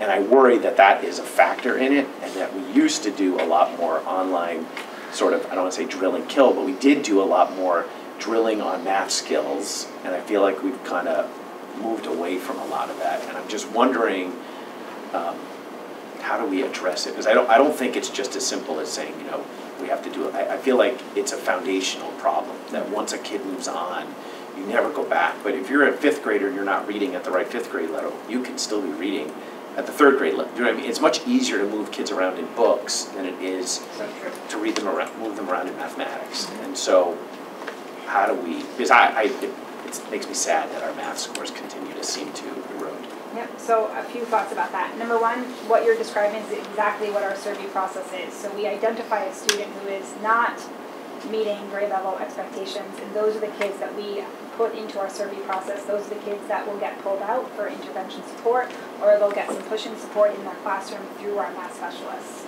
And those are the kids that we're meeting about every 4 to 6 weeks and talking about those specific and measurable goals. We set this target for them. Did they meet it? Did they not meet it? If they didn't meet it, what are we going to do differently? How are we going to address it? If they did meet it, okay, what do we need to work on next? And when are we going to talk together again next? So that's what you described is exactly what our intervention process is. But we can't do that for all 8 levels. No, we do it for the kids who are below grade level. That would be tier 2, tier 3, but if, even if a student, let's say, was the highest level you could have, and they had some areas that showed up that they, because they may not know every single skill. If they have an area, that's where tier 1 is in the classroom, the teacher might pull them for small group interventions. The other thing I was going to say is that in our curriculum work that we've been doing with ACEs, one of the things that we've been looking really closely at, especially our 5th graders are working together this year, 5th grade and kindergarten, and our 5th grade especially has been, if you break out our Smarter Balance achievement results by standard, we do really well in the computation. We're doing well in that area. What we are having more difficulty with is some of the higher standards, some of the standards that are at depths of knowledge. How do I translate depths of knowledge to intensive problem solving on a higher level? Just tell me we're better at approximation, or you don't test it anymore, because that was always my problem. Right, so there's depths of knowledge of questions. They're like the lower level easy questions, just add 3 plus 5, and then there's the higher level questions that are taking that information and using it in different ways. Multi-step and application, right, basically. Thank you. So it's 9:45, I'm not functioning on all cylinders here. So what we notice in our curriculum and the work that we're starting to do in our curriculum is looking at our assessments to make sure that more of the questions that we are being asked on our assessment are more at the higher level depths of knowledge questions, because those are the questions that our students are not doing as well on the Smarter Balanced assessments. So we're kind of looking at both our instruction and our assessment at the classroom level, at the curricular level, to increase that level of rigor overall. But then we also have our intervention process in place to support the kids who come into 5th grade and they're really working at a 4th or a 3rd grade level. I'm also going to say one more thing, because I love math, that we are doing the curriculum work at kindergarten. It's all foundational right there. You can trace everything back to kindergarten, 1st grade, 2nd grade. You really can. So we completed the curriculum in 1st and 2nd grade just recently, and just last year. So this is the first full year of implementation for those little friends. Kindergarten is going through that process now, and the conversations and the work that they are doing, they're already at kindergarten talking about increasing the rigor in kindergarten. And by that I mean making sure that they leave kindergarten being able to add up to 5.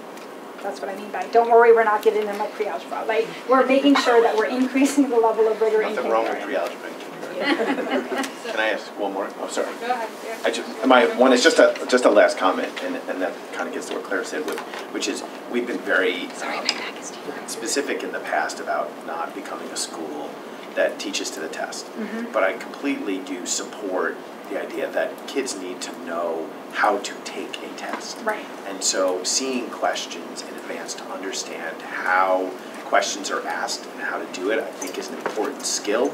I don't want to hear that we're spending 6 months doing it, but I do think that it is setting our kids up for success, which is what we want to do, is to teach them kind of the skills that are needed for test taking. Mm-hmm. And in a test where we've sort of changed it and there's scrolling and there's other things, I do think it frustrates kids when they're looking at a screen and they don't see the data that they need. Right. And they get upset and didn't realize that they could just scroll up and get the information, and it makes the question more plausible to them. So I just think it's important for you to know that I don't speak for everyone, but I think we have historically as a board always said we don't want to become a place that just drills SBAC questions for the 2 to 3 months leading up to the test so that we score better. Mm-hmm. We want to teach the kids what's necessary in order to do well on the test in the curriculum. Mm-hmm. But I do think that giving them the skills to succeed is important.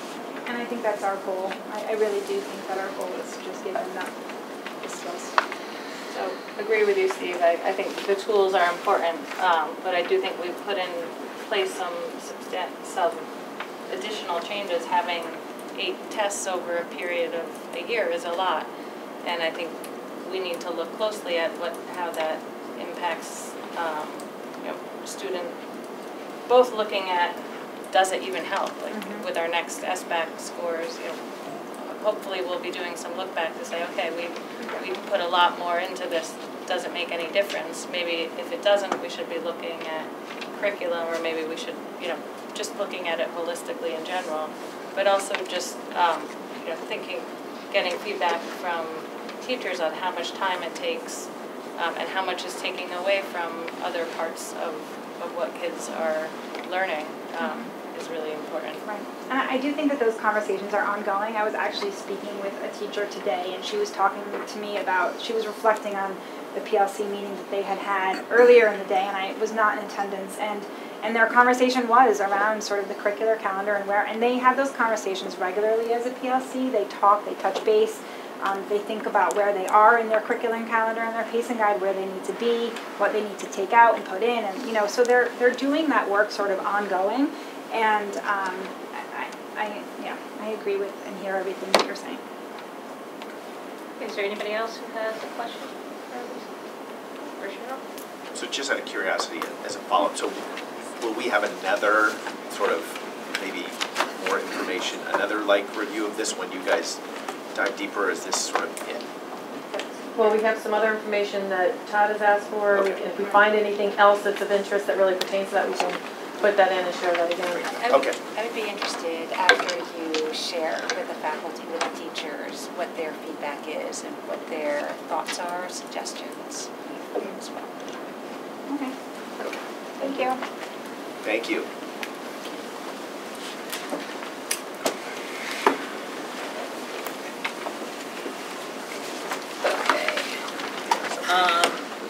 No, we're doing that. Okay, upcoming meeting presentations, communication review, and board self-evaluation. Does anybody have, the communication review in the past has talked a little bit about all of the various forms of communication we have between teachers and parents, principals and parents, and everybody and parents. Is there something different than what we've done in the past that people are interested in? Well, I think one of the things that came out of our sort of management discussion group was more communication issues, and that was certainly something that we wanted to see a sort of plan for communication at that teacher to parent level. Yes, and I have heard very good feedback from several parents who have said they have noticed the difference in the frequency and the substance of the communication, so they appreciate it. And on behalf of those parents, are saying thank you. Good to hear. So maybe just an update on kind of what you've been talking about inconsistency. and what you've been talking about in the school, so that we can sort of get a sense of what we should be expecting moving forward. And one of the things people always talk about is consistency and inconsistency between, teachers and communication, and not that anybody should do everything that everybody else does exactly the same way, because that's not a good idea either, but, just what are we telling teachers in terms of parent expectations? Right, I think one thing that came out was if someone has a teacher that communicates on a weekly basis and then enters the next year and the next teacher doesn't communicate as regularly, we don't, I think we were looking for some sort of clear sort of guidelines for what's to be expected, so that parents don't judge everything based on what the last person that they had as a teacher was. So that if the expectation is monthly and someone did a little more, that's great, but the expectation is set for parents. Is there anybody else that had any comments on what you'd like to see? Okay. Is there a chance for a CAVE update? Well, we'll see when we get to CAVE. Oh, okay. We're going to go, the CAVE is on here. Oh, it's on the agenda. One clarification, so it sounds to me like consistency of communication is the theme of this year's communication review that you'd like to hear. In other words, last year I did one that it was sort of a, I hate to say it, a laundry list of all the different ways we communicate in all the different ways and all the different stakeholder groups. So I just want to understand what are you looking for? Are you looking for just on this one subset of communication? or are you looking for the whole? Yeah, I think The repeat of what I did last year plus this. is what we did last year in terms of our communications significantly changed, or the overall package is about the same in terms of? The package is basically the same. I can highlight the things that maybe have been added since last time. I could think of 2 or 3 things, and then so I could focus on the 2 or 3 add-ons.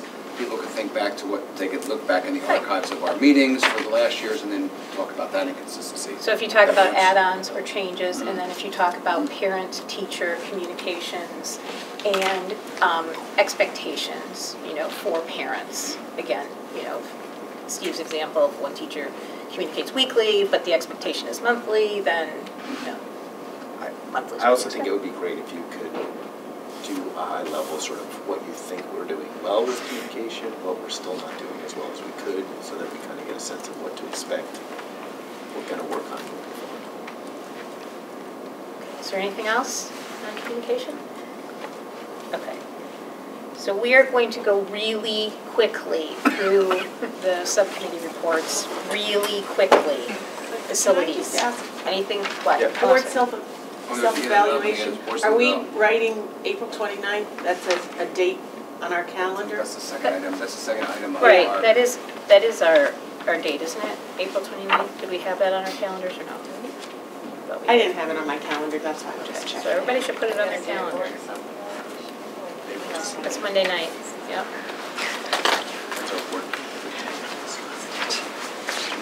That's vacation. It would be the previous week, but on a Tuesday, because Monday is hearing. Oh, the 22nd is the 23rd is the board meeting on a Tuesday, because the 22nd is town meeting, preliminary budget hearing, I'm sorry. Correct? Yep. So the 23rd is our board meeting. Okay. Okay, thank you for that clarification. Okay, facilities. Super fast, right? Bob updated on the ad hoc building committee. We discussed that at our last meeting. Discussed the ongoing discussions about school capacity challenges, looking at capital budget and building sort of maintenance issues and prioritizing those by year a little bit, and then going forward we'll be looking at some energy management issues as well. Okay. Finance. Oh, I'm sorry. Does anybody have any questions for Claire? Okay. Finance. Okay. So we have a few items. Obviously, the most pressing one is the budget, which we're waiting to hear from the Finance Committee of the town to determine what next steps will be. But we have a few motions that we need to approve, and I will start them off. I move that we approve the 2019 budget for the summer enrichment program as presented. Any questions? All those in favor? I will tell you that the Finance Committee approved all of these things, so move that we approve the 2019-20 budget for the extended day program as presented. Second. Okay. Any questions? All those in favor? Okay. Move that we approve the 2019-20 cafeteria budget as presented. Second. Okay. Any questions? All those in favor? And finally, I move that we approve an increase in the preschool tuition to $2,000 for next year. What was that? We need a second. I'm sorry, preschool tuition to? $2,000 for next year. Second. Okay. Any questions? Oh, go ahead. Not about that motion. What? Not about that motion. Okay. All those in favor? Did you have discussion? Well, no, it's fine. Oh, I'm sorry. Not about, okay. All right. You had a question about something else, Claire? Just a comment that I know we're waiting for the Town Board of Finance on the budget. We did have some good discussion at the Finance Subcommittee meeting, and I do think it's important for us as a board to be proactive and look at all the different ways we can trim that wouldn't impact teachers and learning experiences for our kids. And I know that margin is very small because of all the contractual obligations, but I do encourage us to do that so that we're prepared and can make the best decisions for students. So I think what we've done in finance before when we've had our budget cut is we have the superintendent essentially bring us a laundry list of things that can be done to bring the budget into line with what we've been approved. So, and then there's further discussion typically about that. So I think we probably would proceed in a similar fashion as to what options are on the table to bring the budget in. Great, I'm glad there'll be future discussion. Thanks. Okay, curriculum, I know we have the minutes, so thank you. The minutes are in the packet, an overview of the meeting we had on March 14th. We had the technology program overview, which you can note on e-meeting. There's where the objectives and expectations are outlined for each grade level, and the tech plan for 2019 through 2022 also in e-meeting. You can review that, which outlines the goals for the program. That's no longer a state requirement, but the district technology team continues the practice. So I think it's very comprehensive, so take a look at it. Our next meeting is April... second Thursday, whatever that may be. Second Thursday in 11th, April is April 11th at 4:30, and we're looking at perhaps having special education overview, and so like discussion perhaps of SRBI and how we're looking at those kids. So I think that's, and IEPs and all of those things, kids at risk. So I think that will be a really interesting presentation, and it may well be contain so much information that it may be our May meeting as well. So that's my report. And can I add just a few tidbits that were interesting at the meeting? So when we asked the 2 tech teachers to help us understand how they spend their time, it turns out that one of the teachers said he spends his like 80%, right? 80% of his time on non-teaching responsibilities because they're help desk, this and that. And the other teacher spends about 15-20% of her time on non-teaching responsibilities. So at the end of the day, you have 2 teachers, but really only 1 FTE that's teaching. Instructing. Yeah. So I just thought that was very interesting. And then we asked for a wish list if they wanted anything, and what they said was what would be great is if we could have more time with the kids, because right now it's 30 minutes once a cycle, and so by the time that they get in there, by the time they leave, they really only have 6 minutes of instruction. Right? So they can walk off, etc. So just a longer period of time would be very helpful. So I thought that was interesting as well. Okay, any other questions for Lynn? Okay, policy. What's your Dr. Couples? Okay, trying to make it quick. I'm doing an update, which only really covers the last couple of months because we were on a little bit of a hiatus with from the last chair to me. But during that time, Kate was hard at work reviewing all of our policies. We have 217 policies that they reviewed comprehensively. Quickly, they said 85% of our policies were considered appropriate as written, but we do have 32 policies that have content language modifications that they suggest, 32 policies with legal references that they suggest, or that we need to update. They did suggest 79 new policies that we don't have on record. The majority of those were not not legislative driven, but 8 of them are mandated, and we've already been hard at work reviewing those. Of the 8, we have 5 that have already gone to the board that we approved to come to the board for a 30-day review. And trying to think what else we have. So coming up, we have our next meeting is April 4th, and we will review the last 3.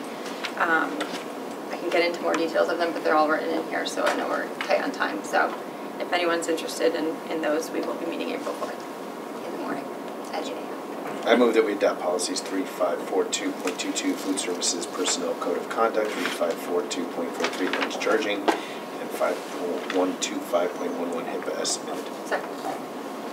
Any questions? All those in favor? Did you vote? Abstain. Abstain. Okay. Okay, we are on CABE. Can I just ask a quick policy committee question? Yes. During the public comment today, in reference to the FMLA issue with Ms. Franklin, one of the parents referenced the Board of Education policy on parental leave. I don't believe we have one, but I wanted to confirm that. And I think she was talking about the teacher contract. That we would, okay, Yeah. so there is no There's Board no of Ed policy that's policy. separate. No. It's review. the contract. It was the contract, I think it was just If we did, I'd want us to review it, but. Yeah. So I actually was curious, and we can talk more about it, but I thought of it earlier when we were talking about that all. One of the policies CABE suggests might actually overlap with that. We don't have the policies yet, we only have the titles of the policies that CABE suggests, so I have no idea really what it involves, but just wanted to mention it if that's something. There's an FMLA policy that some right, the districts Family and have. Medical Leave Act, yeah. Yeah. So I don't know if that's Yeah. something along the lines that would end up kind of backing up that or not, but. Yeah, So. and we'd want to We'll make sure review that that. our contracts are, in concert with that, but. Right, but the contract is the primary. For right now, that's, yes, Right. yes.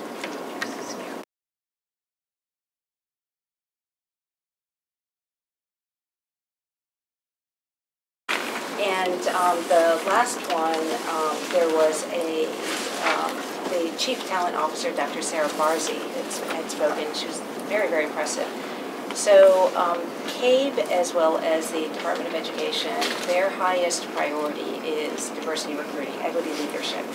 And there were a couple of things that we could be doing, since that, I've been told that this is an area that we care about as well. First of all, just some stats which are fascinating. There are more than 700 unemployed certified minority candidates in the last 3 years. So they are out there in Connecticut, and more than 655 of them are certified for special education.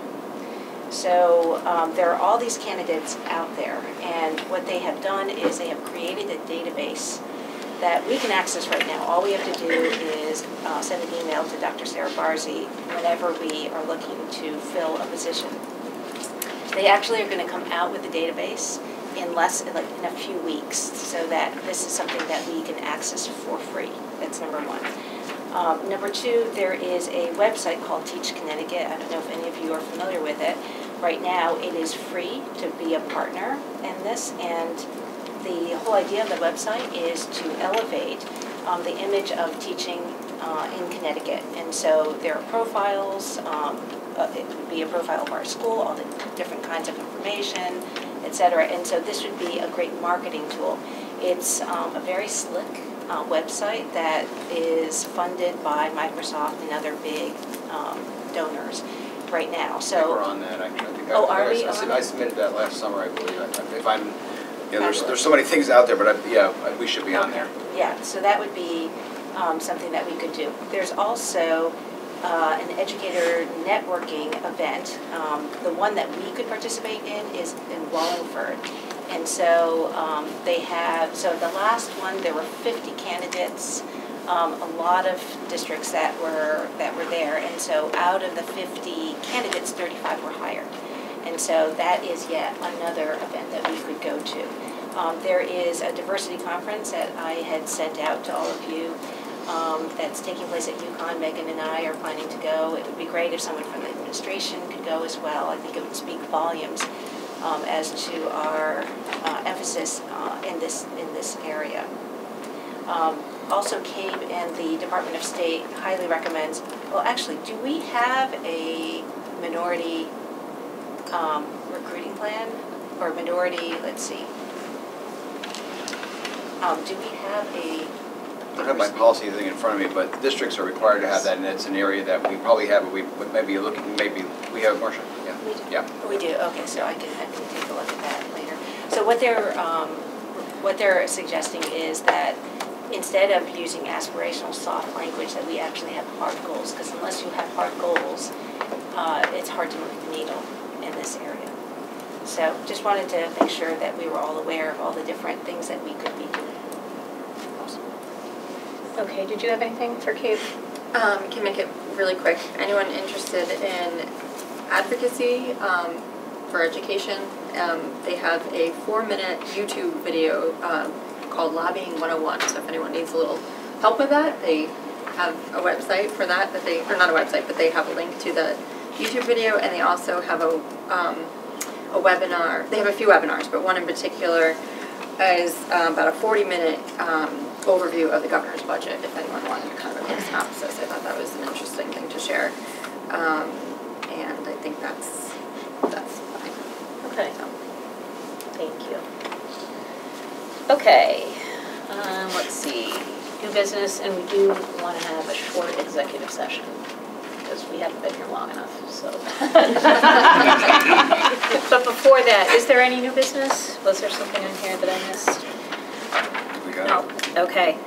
And is there any additional public comment, Marcia?